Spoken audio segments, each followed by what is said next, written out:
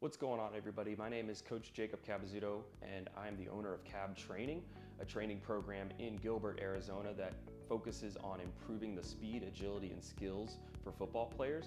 And in this video, I'm going to show you guys 5 agility drills that you guys can utilize with football players. Now, I feel like I have to start this video with a proper definition of agility, because a lot of people come up to me and like, what is agility really? And I get a lot of people telling me that agility is all about quickness, how quick you move your feet, how fast you can move. Agility is all about reacting to a player, an object, a sound, reacting to your environment, and how quickly you can react. So it's both a mental aspect and a physical aspect. So these 5 drills are going to have to do with how you react to your environment, specifically in the football context. Let's get into drill number 1. Drill number 1 is probably the most confusing one to explain, so bear with me for a little bit. It's called the 2v1 sideline chase down.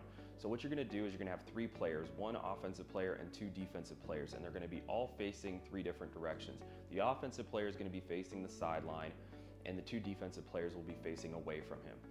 The offensive player will run around a cone and then run up the sideline. The 2 defensive players will be running around a cone and then turning back around to chase down the offensive player. One of the defensive players will be the trail defender, forcing that offensive player to maintain their speed, and the other defender will be a more lead defender that has a better angle and can cut off the ball carrier. This puts the ball carrier in a scenario where they have to either change direction at a high speed or stay at top end speed to try and break the angle of that lead defender. That trail defender is looking to get their top speed, improve their acceleration to catch up to the ball carrier and maintain a good angle. And so all 3 of these players are playing a part in a game that you can really contextualize and see. And so again, this is all about max speed. This is all about good pursuit angles and tracking the correct hip. And this is agility at its finest, because you can react to the defenders can react to the offensive player and how they move, and this is that game-specific footwork that we look for. Drill number 2 is gap reaction, and this is specifically great for running backs. When I was a running back, I felt like I couldn't make a decision fast because there were so many options. Like, yes, there was the right direction where you had to run, like you're supposed to run through the A gap, but a lot of the times the A gap was open, but the B gap was also open, or the A gap was closed, but B and C were open, and so I just had to make a quick decision. And this puts running backs who are struggling with vision in a good scenario to train that vision. And so what I do is I set up 4 different gaps that a running back can run through, 3 or 4, and we've set up a couple players to step into those gaps, and the one gap that is open, that is basically predetermined by the other 3 players, the gap that is open, the running back will run through. And this is all about reaction, maintaining your speed while just making a quick cut and choosing the open gap, and then just being confident in our decision making. And I think that's super important as a football player, is just being confident in our decision making, because we have to be quick and correct a lot of the times in football. And sometimes simply just being quick doesn't mean you're correct, but oftentimes simply being quick makes you correct, because if you're indecisive, you're gonna be wrong anyway. Drill number 3 is L chase down. So the L chase down, we're gonna put 3 tackling dummies or 3 pop-up dummies, or even just 3 tall cones, and you're gonna put 1 player in front of the other. The person in front is getting chased and the person in back is doing the chasing. What we're gonna do is we're gonna run around the corner cone, and then we'll figure 8 around the 3rd cone. And when we're rounding these cones, the chasing defender can only tag with their outside hand, because if we just try to tag with our inside hand, it'll be way too easy for the chaser to catch their opponent.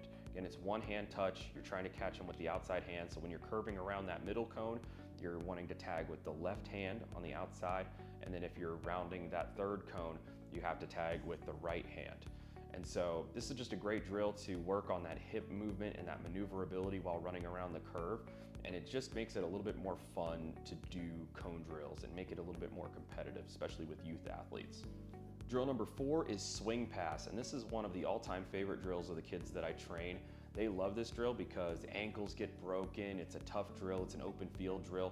This puts you in a situation where there's a ball carrier and a defender and nothing else. This is open field, defenders on an island, Offensive player has to make a good move. Defensive player has to stay patient, track the hips, and make a solid play while covering ground. So all we're doing is we're having the ball carrier, the running back or the receiver, run a swing route or a bubble, and we'll throw the ball. They catch it, and now they have to make a move with a defender. And now we always put a barrier on the inside so the offense just doesn't have the whole field to run around, because if you cut too far inside, I always like to tell the kids that Ray Lewis is coming to hit them.